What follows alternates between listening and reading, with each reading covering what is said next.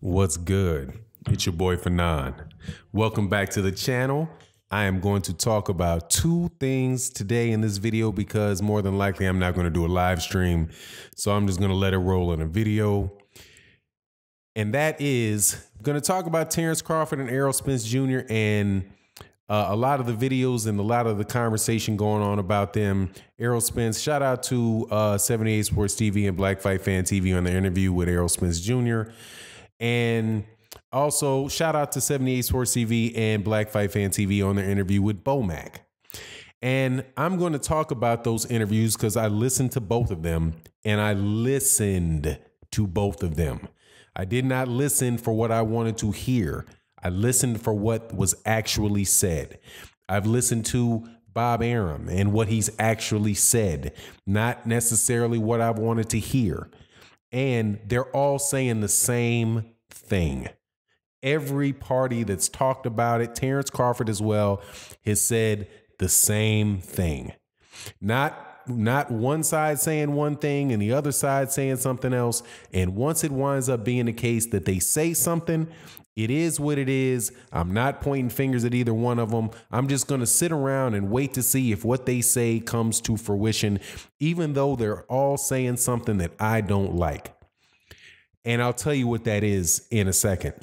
And second, I wanted to talk about Gervonta Davis and the this obsession, or honestly, man, this very, very consistent attempt to disrupt disrupt Floyd Mayweather Jr. and Al Heyman's relationship with Gervonta Davis by Oscar De La Hoya and Eddie Hearn. More directly with Oscar De La Hoya, but walking right on the line with Eddie Hearn and Matchroom as well.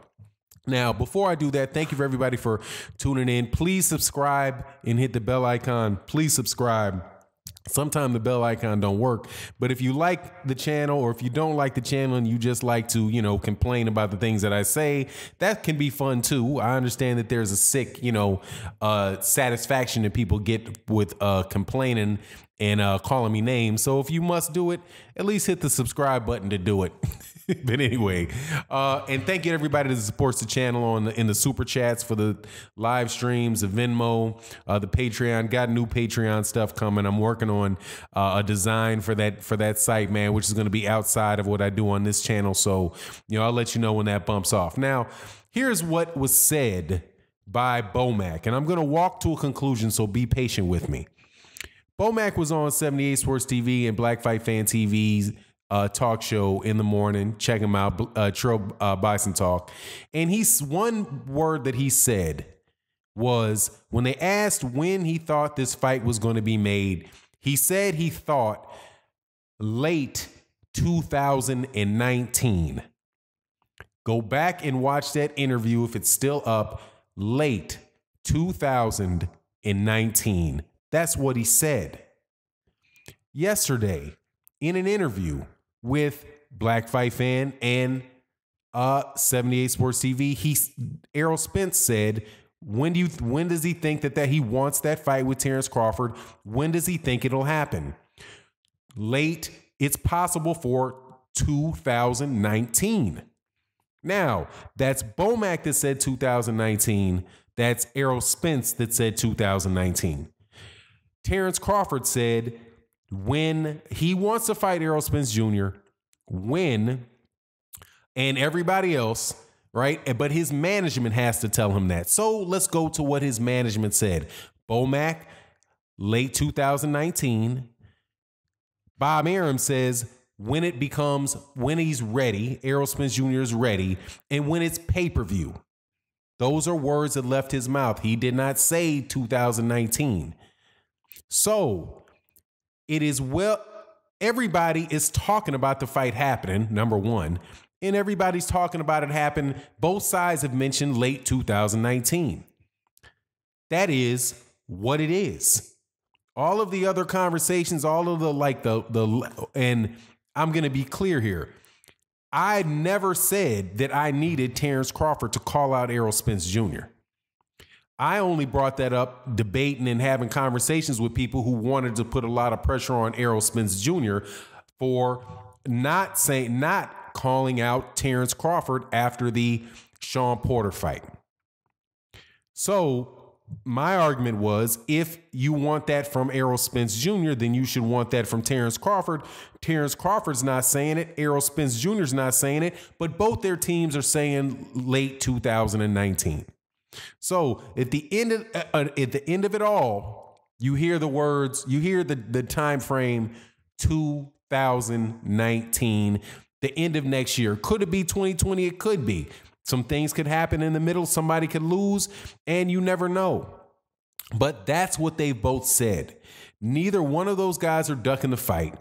Neither one of it doesn't seem as if either one of their teams are trying to make it right away. Even when Bob Arum says, tell Al to call me, that is telling you that he's not calling Al, right? Hey, tell Al to call me. What does that mean? What action is that requiring of Bob Arum? Nothing. What action is Bob Arum practicing when he says, tell Al to call me? Nothing. He's just using the same line that PBC fighters say when they say, call Al, right? Tell Al to call me. This is the make-believe guy that Bob Arum, jokingly, I have to assume, said he didn't even think was in existence. So Bob Arum's not promising to do anything. These guys it's clear what they're doing. It's clear what they're doing. They're doing what promoters and management companies and networks do when they think they've got something big on their hand. They're going to add suspense to the drama, to the fight drama. Is it going to happen? Is it going to happen this week? What did this guy say? Who said it this week? Did they change their mind? Who's ducking who? What's the conversation? All of that is like suspense. The suspense of who is making the fight, who's not wanting to make the fight. All of that stuff. That's all that is. Same thing with the other conversations. Shout out to Barbershop Conversations, because I do think there's a lot of people give Barbershop Conversations beef for telling the truth about media. And I'm not media. I'm a fight fan. So what my needs are and what I'm interested in is different than what the media thinks, or what is important to the media. So you're looking at the problem from two different angles. And the cycle of smack talk does change depending on who has the fight, who's done something this week, and who's done something last week. So you think that, but at the end of the day, I don't want to get on too far about it. The reality hits the road when the fight's made. And people that were coming to my channel saying that I was hating on Terrence Crawford just because I was saying, look, man, he didn't call for that fight. I'm also telling you the same thing about Errol Spence Jr. He's not calling for that fight next either.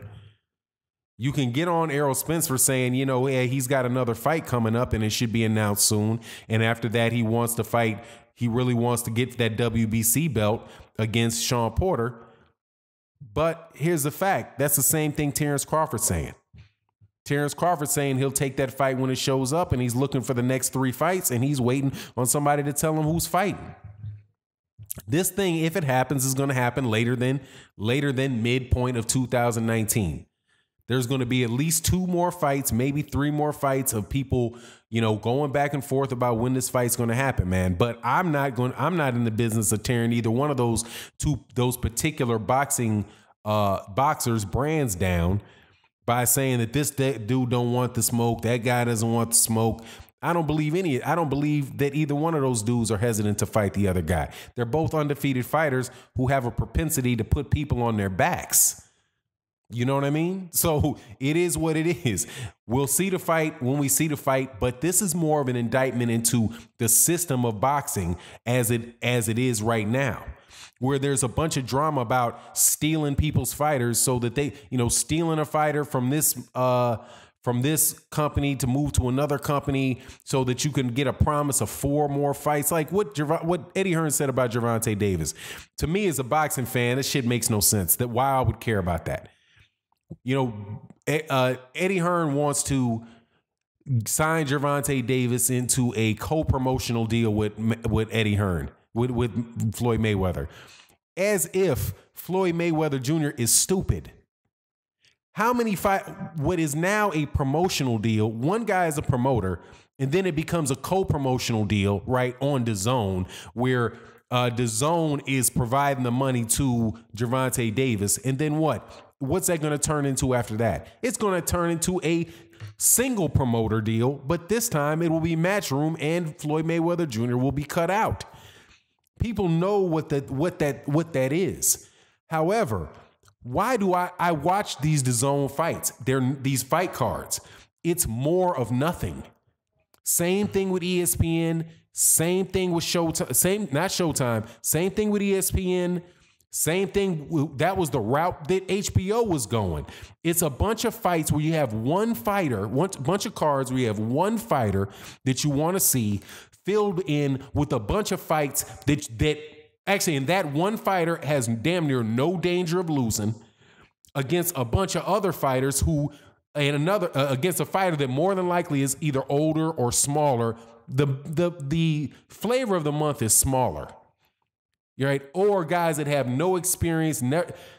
It's one fight, one fighter that you want to see, and a bunch of fighters that in mismatches that they're trying to build.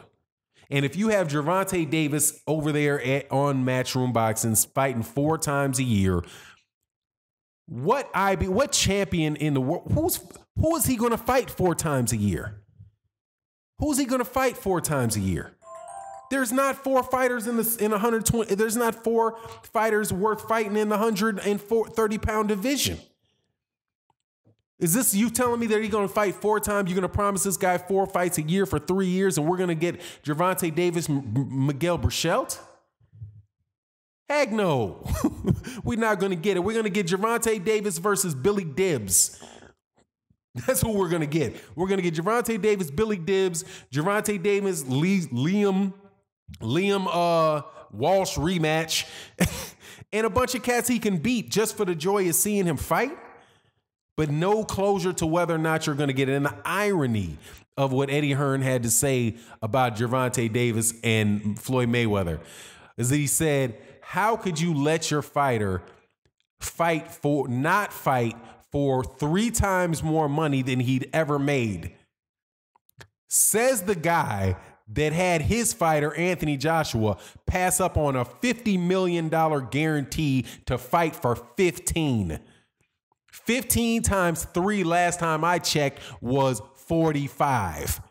So it's like, dude, the hypocrisy of this dude is just mind-boggling, man.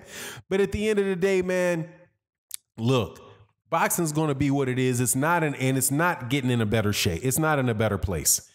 You're getting boxers earning more money, and since you have this push for more obviously these networks are pushing that provide more content, and boxing is an area where you can provide content. They're going quantity over quality. I watched the Matchroom card. I streamed it, watched the Matchroom card that took place in Boston. It was fight after fight after fight after mismatch after mismatch after mismatch.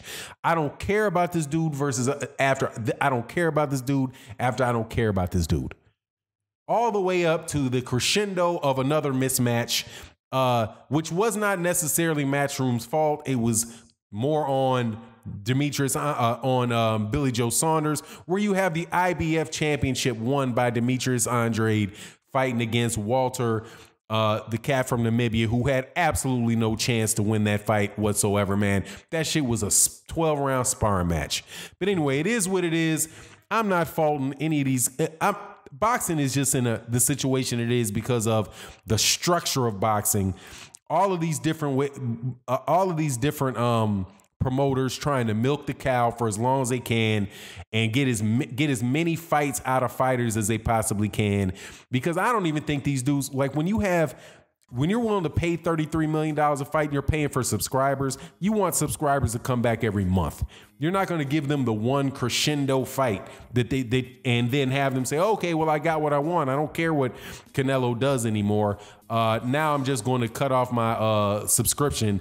I'm just going to keep it going. No, you'll get rid of the channel because Canelo lost and then you move on about your business. So they're going to milk that crazy. But anyway, it is what it is. And with that, please subscribe and hit the bell icon so you know when we release more videos. And with that, I'm out. Peace.